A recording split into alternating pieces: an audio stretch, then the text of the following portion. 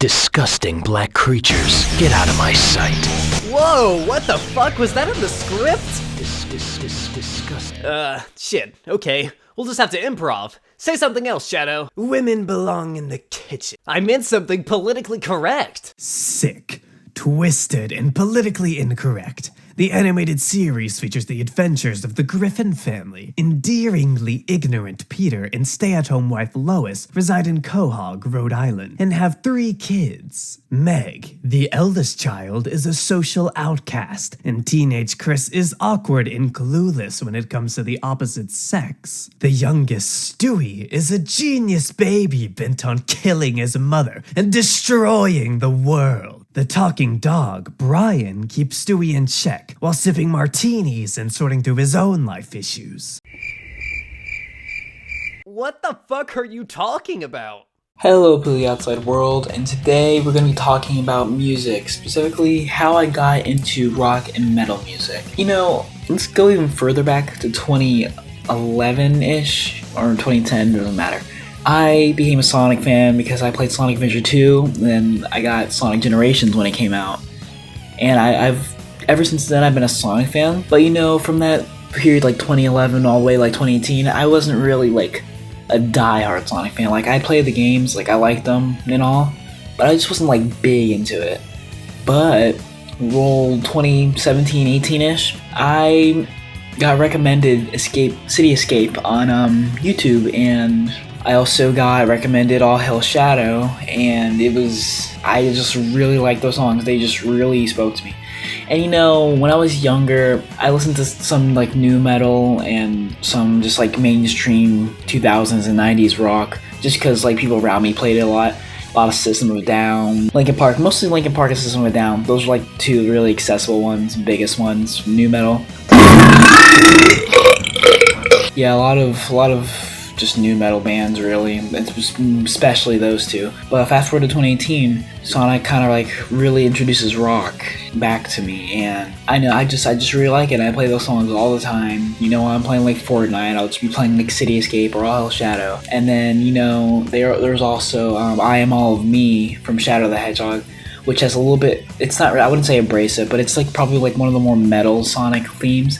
And that one like was like, okay, I kind of like this too. And you know, as the years go on, it's just mostly like me listening to that, and I've like kind of started rediscovering a little bit of all those old songs I used to listen to, like System of a Down, a bunch of post grunge like garbage like Nickelback and stuff, just stuff that, you know, everyone knows those songs. It was 2022, and the second Sonic movie came out, and in that movie there was a scene where Eggman like gets like god powers, and he starts like playing the guitar, and you hear the going with the walk riff by Pantera.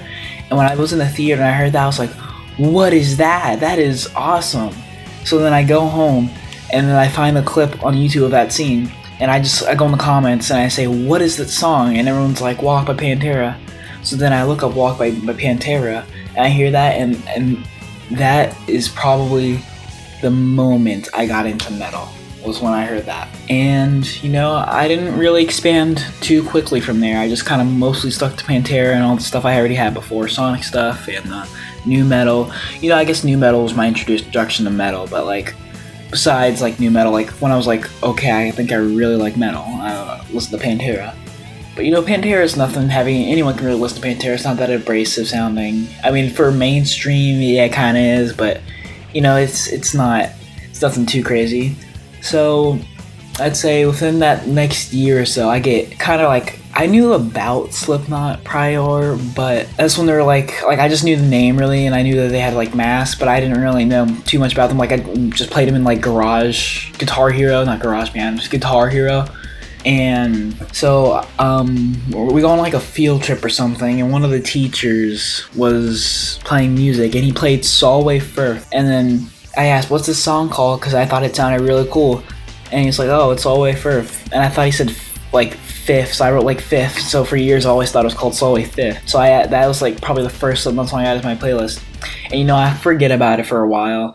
And then that summer of that same year, I think this is summer of 2023, this is super recent, by the way, it's only like a year ago. Summer 2023, I'm in the car with my aunt, mom, and just like puts on the radio just while we're driving on her Spotify.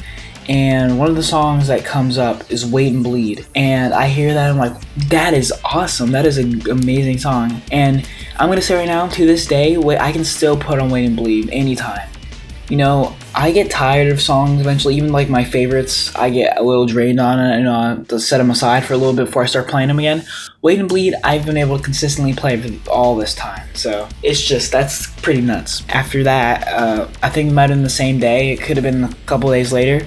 But I hear People Equal Shit, and that blew my mind. I was like, this sounds like The Only Thing They Fear Is You. That was another song I listened to metal-wise, was The Only Thing They Fear Is You. That was big for me too. That was like the heaviest thing I heard. But then I heard People Equal Shit, and I was like, okay, I need to know about this band. So I look it up, and I play that song every day for like a week during that summer. Backtrack a little bit to when I was listening to that. I would only play the instrumental of People Equal Shit because I didn't like the vocals. I didn't like the screaming, and I was like, I don't want to listen to this guy scream. So I listened to the instrumental just because I like the instrumental a lot. I just like the heavy instruments. Maybe like a couple weeks later, I'm like, okay, I'm gonna listen to their first album because I like Wait and Bleed a lot. So I started listening to the first album, and I'm just like, what is this? Because there's just like crazy like screaming, and it was like unlike anything I've heard. And I'm just like, what is this? And I couldn't do it. So I was like, put it down, and I'm like, I'll just stick to Wait and Bleed and People Equal Shit. So I kind of just forget about the band entirely for maybe another month or two, and then out of the blue, I'm just like, let me try again. So I go back, and this time I like it a lot more. I like it a little bit more. Then I open up Iowa. When I get back from my summer vacation, I go back home to Florida, and I just started cross country, and I'm kind of exploring the first 3 albums. So I start listening to Iowa, and I don't think I really was big on it at first, except for My Plague and Left Behind. I heard those songs, and those blew me away. I was like, wow, the singing's so good, and the riffs are so good. Because, now I like the screaming. I can do the screaming now. But back then, it was really abrasive to me. I had to really get sold into that. It wasn't like an immediate click like that. But the melodic vocals combined with the riffs, which I've always been a riff guy. I can listen to the heaviest instrumental. I like riffs. So that combined with the riffs, that hooked me, and then I just started listening to the band all the time. And that went on for maybe almost half a year or something. And roll around December, I move again. I moved from Florida, where I lived before, and my friend, Big Birdie, Plush Destroyer, Exilo 64, there's a lot of names. He starts sending me a sludge metal, which is it was pretty cool, and it was Lucifungus, or Derek by Lucifungus, and that's a really underground band, but you should check them out. They're really good. And that was probably the start of my journey, really deep into metal. So then I discovered that. I discovered albums like When the Kite String Pops. I discovered, grindcore, Nasum, Inhale, Exhale, which I won't credit Big Birdie for that. I'll credit our friend Corvus for he gave it to Big Birdie, and Big Birdie gave it to me. So credit them both for getting me into grindcore too. And yeah, it's just, I went from, so in the span of 6 years, I went from listening to Sonic, Follow Me, Set Me Free, to grindcore,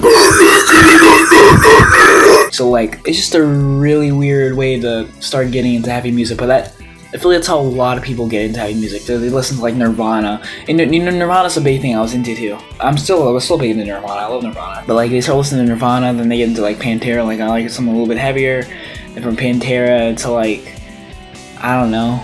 I guess you could just go straight into Death and stuff from Pantera. But yeah, that's the story of how I went from listening to City Escape, Live and Learn, all those good Sonic songs I loved a lot, play those on repeat, to listening to Nasum and Acid Bath and Napalm Death. Well, not really Napalm Death, they're not that good, honestly. Oh, I'm gonna get flamed for saying that, but they're not that good. Napalm Death's mid. I don't know if I'm gonna make this a video, but if I did, hello.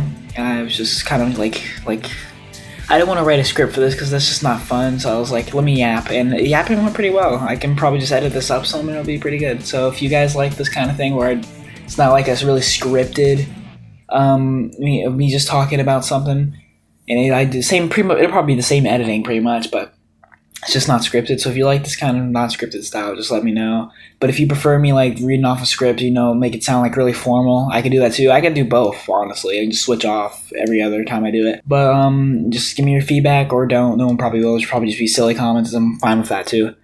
So yeah, that's all. Thank you for watching. Goodbye, people of the outside world.